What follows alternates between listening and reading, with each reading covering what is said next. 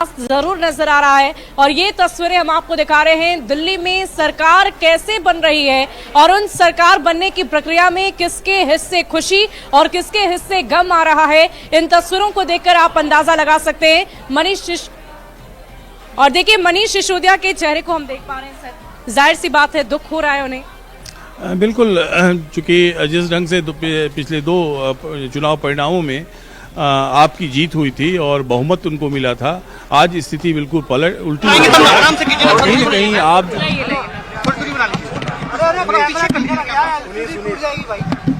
जंगपुरा विधानसभा का चुनाव हम सब कार्यकर्ताओं ने मिलकर बहुत मेहनत से लड़ा। जंगपुरा विधानसभा के लोगों ने भी बहुत प्यार मोहब्बत सम्मान दिया, लेकिन 600 वोट से लगभग 600 वोट से उसमें हम पीछे रह गए।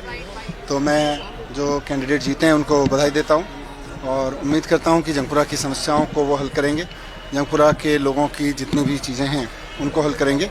बाकी तो अब बाकी देखते हैं। सर काफी टफ फाइट नहीं, अब चूक तो आपको बताएंगे एनालिसिस करके।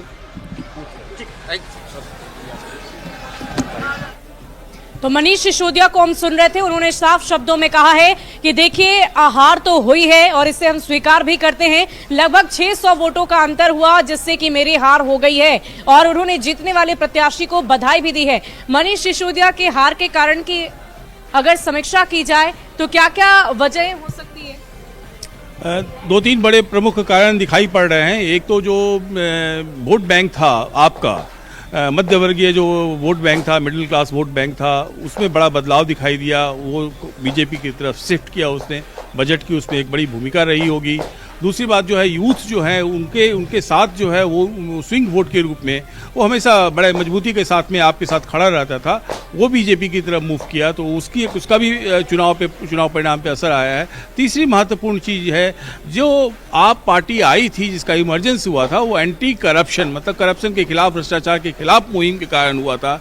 कहीं ना कहीं इन कार्यकाल के समय में 10-12 साल का जो कार्यकाल आपका रहा उसमें वो छवि धूमिल हुई और आखिरी कुछ महीनों में अरविंद केजरीवाल जी, मनीष सिसोदिया जी और संजय सिंह जी के जेल जाने के बाद जनता के बीच में कहीं ना कहीं इस बात को ये उन्होंने स्वीकारा कि ये लोग जो है उन्होंने गलत किया या भ्रष्टाचार किया। उसकी करप्शन एक बड़ा मुद्दा हो सकता है। साथ ही साथ अगर हम अरविंद केजरीवाल जी की बात करें तो उनकी छवि भी धूमिल होने की बात हम लगातार कर रहे हैं। तो क्या अरविंद केजरीवाल की जो छवि धूमिल हुई उसका असर मनीष सिसोदिया के भी परिप्रेक्ष्य में देखे तो उसका भी असर देखा गया? देखिए, सबसे पहले तो आप देखिए कि सीट ही चेंज कर दी गई। जो पप्पड़गंज जहां से उनका मेन जो सीट थी वो चेंज की गई। क्यों? क्योंकि एंटी इनकम्बेंसी तो था ही, साथ साथ इमेज डेंट जो हुई इनकी, इतनी बड़ी इमेज डेंट हुई। अरविंद केजरीवाल की तो थी ही, साख गिर चुकी थी, उसका असर उन पे भी था और इनके ऊपर भी बहुत ज़्यादा असर पड़ा। और दूसरी तरफ जिस शिक्षा मॉडल की बात कर रहे थे उसकी कलैया भी खुल करके सामने आने लगी। क्योंकि आप देखिए कि सिर्फ जो है आप जो है सिर्फ बाहरी तरीके से, और जिसके लिए मनीष सिसोदिया को क्रेडिट दिया जाता था शिक्षा विभाग में बहुत हाँ, अब उन्होंने कहा, लेकिन सिर्फ शिक्षकों को वहां तक पहुंचा देने और रजिस्टर मेंटेन करने से शिक्षा का स्तर नहीं बढ़ जाएगा। जो प्रतिभा स्कूल थे और ये सारी चीजें थी वो सिर्फ और सिर्फ आंकड़े। लेकिन बच्चों को एजुकेशन तो फ्री दिया था ना? एजुकेशन फ्री तो पहले की भी सरकारें देती रही, सिर्फ